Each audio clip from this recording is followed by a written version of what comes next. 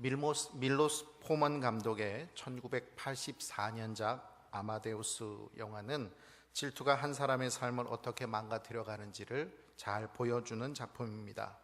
안토니오 살리에르, 그는 오스트리아 비엔나의 궁중 음악장으로서 사람들에게 인정받고 모두에게 인정받는 훌륭한 음악가였습니다. 그는 음악을 통해서 하나님을 찬양하기를 바랬고 또 신앙도 아주 좋은 사람으로서 사람들의 존경과 또 인기를 한 몸에 받았던 대단히 영향력이 있었던 사람이었습니다. 그런데 어느 날 어릴 때부터 신동으로 알려진 모차르트의 공연을 보고 나서 그의 천재성에 감탄을 하게 됩니다. 그리고 자신과는 달리 오만방자하고 방탕한 생활을 하는 모차르트를 보면서 왜 하나님은 신실한 자신이 아닌 저 방탕하고 오만한 모차르트에게 천재성을 주셨는지 괴로워합니다. 그리고 일어난 강한 질투심 때문에 하나님을 원망하기 시작합니다. 그리고 그 이후의 삶은 모차르트의 옆에서 교묘하게 그를 망가뜨리면서 그를 죽음으로 이끄는 역할을 합니다. 그리고 그 자신은 이 모차르트가 죽은 후 32년간을 죄책감에 시달리면서 살다가 자신도 자살을 시도하였다가 실패하고 결국 정신병원에서 삶을 마감하게 된다는 이야기입니다. 중세 신학자 토마스 아퀴나스는 질투를 다른 사람의 불행에 기뻐하고 행운에 애통하는 것이라고 정의하고 있습니다. 한번 따라해 보시기 바랍니다. 질투란 다른 사람의 불행에 기뻐하고 행운에 애통해하는 것. 그러나 이것은 토마스 아퀴나스가 말한 대로 모든 죄악의 어머니인 교만, 그 다음에 죄악으로 위치된 것은 단순히 다른 사람이 잘못되면 기뻐하고 잘되면 애통해하고 배아파하는 것 때문만은 아닙니다. 질투는 더 적극적으로 자신이 느끼는 이 질투의 괴로움을 해소하기 위해서 다른 사람을 망가뜨리고 다른 사람의 삶의 불행을 자신의 행복으로 삼기 때문인 것입니다. 사울은 참 괜찮은 사람이었습니다. 괜찮은 사람인 정도가 아니라 하나님을 대신해서 왕을 구하는 이스라엘 모든 백성들에게 하나님께서 친히 세우신 사람이 바로 사울이었습니다. 그만큼 대단한 사람, 하나님이 보시기에 이스라엘 가운데서 왕이 될 사람 한 사람을 뽑는다면 바로 저 사울이지라고 하나님이 인정해 주시는 사람이었습니다. 그런데 그런 사울의 말년 또한 비참한 자살로 막을 내립니다. 왜 이렇게 되었을까요? 이스라엘 백성들이 막무가내로 왕을 요구했을 때 하나님께서 허락하신 사울에 대한 최초의 성경의 기록은 사무엘상 9장 1절 2절 말씀에 기록되어 있습니다. 거기에는 그가 유력한 사람이요 또 준수한 소년이요 이스라엘 자손 중에서 그 준수함이 그보다 더한 사람이 없고 키는 모든 백성보다 어깨 위에 더 컸다라고 기록하고 있습니다. 결국 이 말은 그는 집안도 좋고 인물도 좋은 사람이라는 것입니다. 또한 암몬 사람 나하스가 이스라엘을 치러 올라왔을 때 단번에 그를 쳐서 멸할 정도로 그는 용사이기까지 했습니다. 이렇게 대단한 사람인데 겸손하기까지 했습니다. 가졌는데 또 모든 것을 다 가진 사람이었다라는 것입니다. 사무엘을 만났을 때 유력한 집안의 사람이면서도 사울은 나의 가족은 베냐민 지파 중에서 가장 미약한 가족입니다 라고 고백하고 있습니다.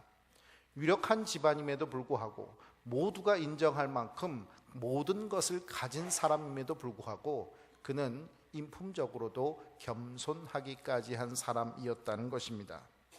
자신이 제비뽑기로 왕이 되었을 때 그는 겸손히 자신의 모습을 숨기면서 드러내지 않습니다.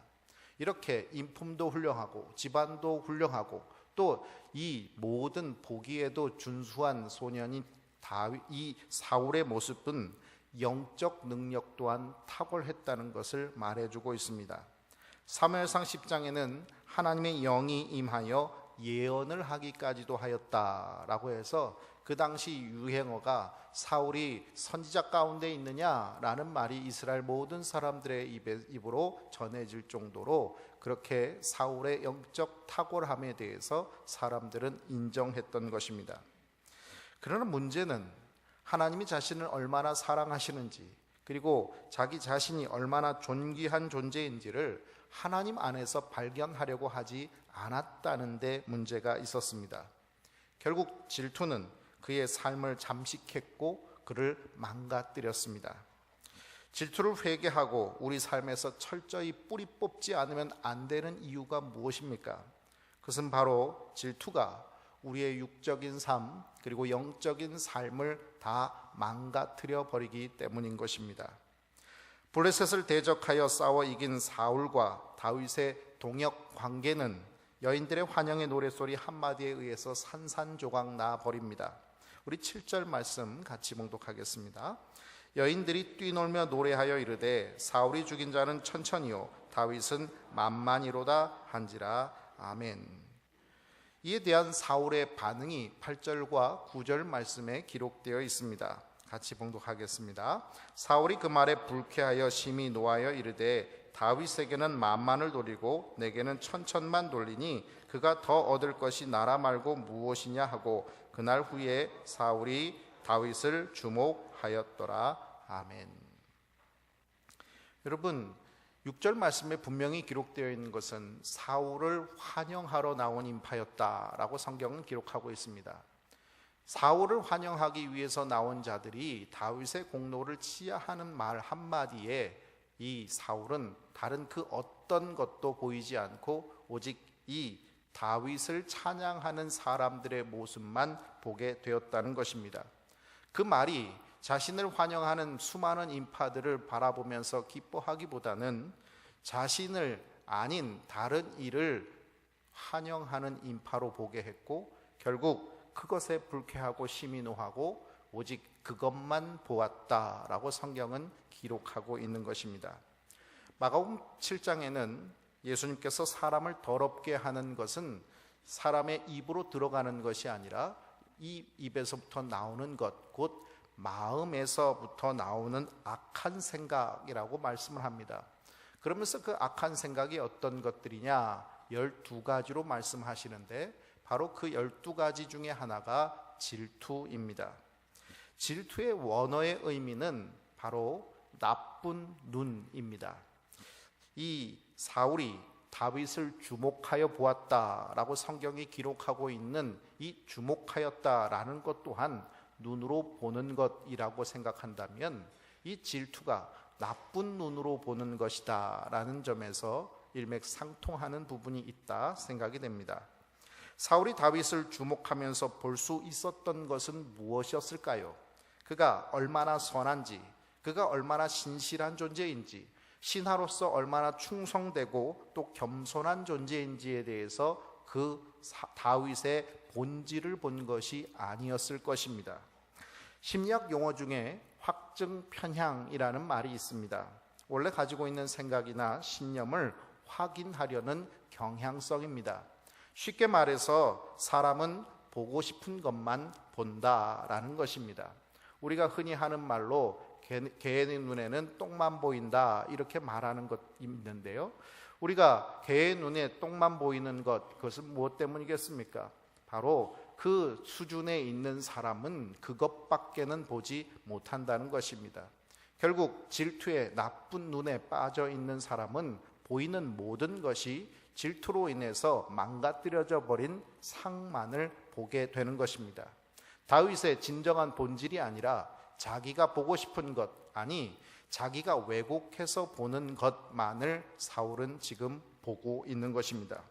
결국은 이 사울의 확증 편향 속에서 다윗이 자기 나라를 빼앗고 이 자기의 왕권조차 빼앗으며 자기의 목숨도 그것 때문에 잃게 될지 모른다라는 불안감 속에서 그는 평생의 삶을 살 수밖에 없었습니다. 결국 사울의 삶의 목적, 그것은 다윗을 죽이는 것밖에는 남은 목적이 없는 사람이 되어버린 것입니다. 하나님께서 이스라엘을 맡기셨고 이스라엘을 왕으로 세우신 그의 사명은 온데간데 사라져버리고 이제 다윗 하나 죽이는 것을 목적으로 살아가는 잔인한 인간이 되어져 버렸던 것입니다. 이후 사울의 삶은 하나하나 부서져 갑니다.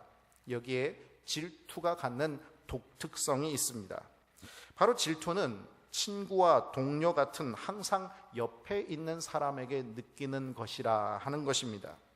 여러분, 질투를 느끼는 대상, 여러분 저 미국에 있는 대통령이라든지 아니면 저 아프리카에 있는 추장들에게 질투를 느끼는 사람이 있겠습니까? 질투는 항상 내가 너무 잘 알고 있는 사람, 내 주변에 있는 사람, 친숙한 사람, 또 나와 함께 같은 분야에서 일하는 사람, 내 동료, 안지 되게 오래되고 가까운 사람들이 내 질투의 대상이 됩니다. 그러다 보니 그 피해는 고스란히 나 자신으로부터 시작되어서 가장 가까운 곳에서부터 나타나기 마련입니다. 사울이 다윗을 나쁜 눈으로 주목하면서부터 다윗을 감싸는 아들 요나단에게는 이 패악무도한 계집의 소생아라고 하면서 아들과의 관계를 끊어버립니다. 그리고 다윗의 아내가 된 딸 미갈을 다른 사람의 아내로 주어버림으로 말미암아 딸과의 관계도 끊어버립니다. 다윗에게 진설병을 주며 도움을 주었던 제사장들은 모두 다 죽여버림으로 인해서 하나님과의 관계도 다 끊어버립니다. 결국 그는 자기 목숨도 끊어버리는 파멸로 이어지게 되는 것입니다. 질투가 우리를 힘들게 하는 것, 그것은 나의 없음 때문이 아닙니다. 다른 사람의 있음 때문에 우리는 이 질투가 힘들게만 느껴지는 것입니다. 우리가 다른 이의 있음을 주목하게 되면 나에게 있음에도 불구하고 다른 이의 더 있음에 하나님을 원망하게 되는 것입니다. 내가 없어서 질투하는 게 아닙니다. 나에게도 있습니다. 그런데 저 사람이 더 갖고 있다는 것 때문에 질투하게 되는 것이고, 그래서 나에게 주신 것보다 더 주신, 저 사람에게 더 주신 하나님을 원망하게 되고, 더 갖고 있다고 여겨지는 저 사람을 나는 경쟁 관계로 또 질투의 대상으로 그렇게 갖게 되는 것입니다. 결국 동역해야 할 형제는 사라져버렸고 늘 경쟁 관계에 서게 되니 늘 삶은 날카로워질 수밖에 없습니다. 나의 삶은 늘 남이 잘 될까 초조하고 불안합니다. 그러니 그의 삶은 감사가 사라져버리고 감사가 사라지니 그의 삶은 늘 기쁨이 없는 삶이 되어버립니다. 결국 내 하나가 나쁜 눈으로 다른 이를 바라보기 시작하면서부터 시작된 것이 나의 가정을 파괴하였고 나의 동역자들을 파괴하였고 그리고 나 자신조차도 하나님과의 관계조차도 다 파괴하고 있는 것입니다. 다윗을 죽일 수 있는 힘과 권세를 가지고 있었던 사람, 그 사람은 바로 사울이었습니다. 수많은 군대를 이끌고 가서 다윗을 언제나 목숨을 경각에 이르게 하는 그런 힘과 권력을 가지고 있었던 사람이 사울이었습니다. 다윗은 이 사울의 칼과 창을 피해서 저 원수의 땅 블레셋에까지 숨어 들어가서 그곳에서 자기 목숨을 연명하면서 침을 질질 흘리면서 미친 사람인 척하면서 살아갈 수밖에 없을 정도로 이 사울의 칼과 창, 그가 가진 힘과 권력은 다윗에게는 두려움 그 자체였습니다. 그런데 성경은 그 반대로 이야기하고 있습니다. 다윗이 사울을 두려워했다라고 말하지 않고 오직 성경은 12절 말씀에 여호와께서 사울을 떠나 다윗과 함께 계심으로 사울이 그를 두려워한지라 라고 말씀하고 있습니다. 자기가 죽이겠다고 쫓아다니면서 그 목숨에 그 목을 조였던 다윗, 그 사람이 사울에게는 가장 두려웠던 사람이었다는 것입니다. 그뿐이 아닙니다. 시간이 지날수록 이 두려움은 더 커져만 갔습니다. 우리 29절 말씀, 우리 18장 29절 말씀을 같이 묵묵합니다. 사울이 다윗을 더욱 두려워하여 평생의 다윗의 대적이 되니라. 아멘. 사울이 다윗을 평생의 대적으로 삼았다. 그래서 그의 목숨을 잡는 것, 그 다윗을 죽이는 것이 자신의 삶의 목적이 되었다라는 것은 그의 삶이 시간이 지나면 지날수록 이 다윗에 대한 두려움이 점점만 더 커져갔다는 것을 말해주고 있습니다. 더욱 두려워하였다라고 성경은 이 12절 말씀과 29절 말씀 속에서 이 몇 절이 지나가는 이 사울의 삶의 시간 속에서 이 두려움이 얼마나 커져갔는가 하는 것을 말씀하고 있는 것입니다. 사울이 다윗을 주목하는 나쁜 눈을 가질 것이 아니라 하나님을 바라볼 수 있었다면 그 결과는 어떻게 되었을까요? 자신을 부르시고 왕으로 세워주신 하나님의 은혜 속에서 살았다고 한다면 그의 삶은 다윗이라는 귀한 동역자를 주신 하나님의 은혜에 감사하며 살고 그와 함께 동역함으로 저 원수 블레셋과 싸워 이길 수 있는 삶, 그 어떤 강력한 군대가 쳐들어와도 나는 다윗과 함께 할 것이기에 걱정이 없다라고 기뻐할 수 있는 평안의 삶을 살아갔을 것입니다. 여러분, 오늘 우리가 살아가는 동안 질투하고 있는 대상은 누구입니까? 잠시 다른 일을 주목하면서 살아가고 있는 우리 삶을 주목해 볼 수 있기 바랍니다. 다른 일을 주목하고 있는 눈을 잠시 감고 내게 주신 하나님의 은혜를 한번 세어 보실 수 있기 바랍니다. 하나님께서 내게 맡기신 달란트는 얼마인지 한번 계수해 보실 수 있기 바랍니다. 하나님께서는 내게 다른 사람과 비교해서 네가 사랑스럽다라고 말씀하신 적이 없습니다. 오직 나이기에 나 자신을 하나님께서 생명 주셨고 그 생명 주심으로 나는 오늘도 주의 사랑받는 자녀로 살아가고 있는 것입니다. 하나님이 나를 사랑하시는데 왜 나는 하나님을 원망하며 하나님이 나를 덜 사랑하신다라고, 저 사람을 더 사랑하신다라고 생각하며 살고 있는 것입니까? 오늘 다른 일을 주목하는 나쁜 눈을 감으실 수 있는 저와 여러분이 되시기 바랍니다. 이 질투를 극복할 수 있는 오직 한 길은 바로 사랑의 눈을 뜨는 것입니다. 요한일서 4장 20절 말씀은 이렇습니다. 누구든지 하나님을 사랑하노라 하고 그 형제를 미워하면 이는 거짓말을 하는 자니 보는 바 그 형제를 사랑하지 아니한 자는 보지 못하는 바 하나님을 사랑할 수 없느니라. 나쁜 눈으로 다른 일을 바라보고 있다고 한다면, 그렇게 보이는 형제를 사랑하지 못하고 있다면 보이지 않는 하나님을 사랑한다는 것은 말짱 거짓말이라는 것입니다. 결국 하나님은 우리가 질투하기 시작하고 그 질투로 인해서 다른 일을 주목하고 있을 때 너는 나를 사랑하지 않는 것이야 라고 말씀하고 있는 것이다 라고 말하고 있는 것입니다. 그렇다면 여러분, 이 반대의 말씀은 무엇일까요? 하나님의 사랑을 깨달으면 깨달을수록 우리의 시선은 이 형제를 바라보던 나쁜 눈에서 하나님의 사랑을 바라보는 좋은 눈으로 바뀌어져 간다는 것입니다. 변화된 사랑은 우리의 시선도 우리의 말과 태도도 다르게 표현하게 만들어 간다는 것을 말씀하고 있는 것입니다. 여러분, 질투라는 단어의 원어의 뜻, 젤로테스는 상반된 뜻을 가지고 있는 단어입니다.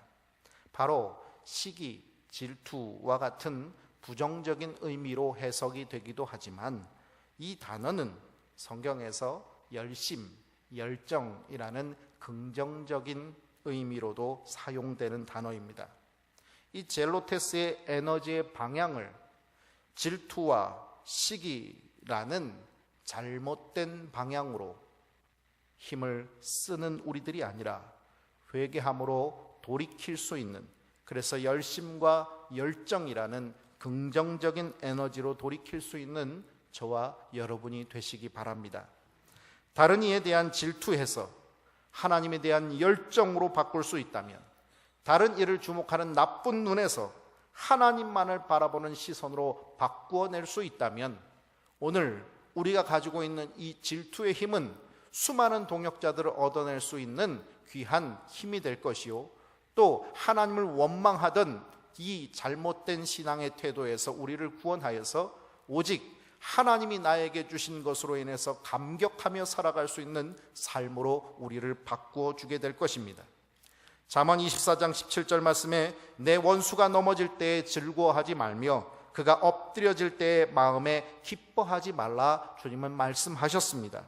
내가 가지고 있는 질투의 눈으로서는 내 원수의 넘어짐이 내게 기쁨이요 행복일 수 있고 그가 엎드려질 때에 나의 삶은 가장 행복한 삶이 될 것이다 라고 착각하게 만들 것입니다. 그러나 여러분, 우리 주님께서 우리에게 주신 열정과 열심의 에너지는 로마서 12장 15절의 말씀처럼 즐거워하는 자들과 함께 즐거워하고 우는 자들과 함께 우는 삶, 바로 그 삶을 우리들에게 주시는 것입니다. 오늘 내게 가장 가까워 있는 사람, 그 사람을 가면을 쓰면서 가까이 가서 그 사람을 해코지하고 그 사람이 잘못되기만을 기도하고 그리고 적극적으로 나가 그 사람을 망가뜨리는 삶을 취하고 있는 우리의 시선과 태도와 삶의 말의 모든 것들을 바꾸어 가실 수 있기 바랍니다. 회개는 돌이킴입니다. 내게 가장 가까운 그 사람이 나로 인해서 가장 귀한 동역자로 설 수 있는 것을 우리 회개함으로 세워갈 수 있길 바랍니다. 내가 세워가야 될 이 공동체가 내가 질투의 눈으로 바라봄으로 말미암아 무너져 있는 그 자리를 이제 보수하고 다시 세워갈 수 있는 저와 여러분이 되시기를 주님의 이름으로 축원합니다.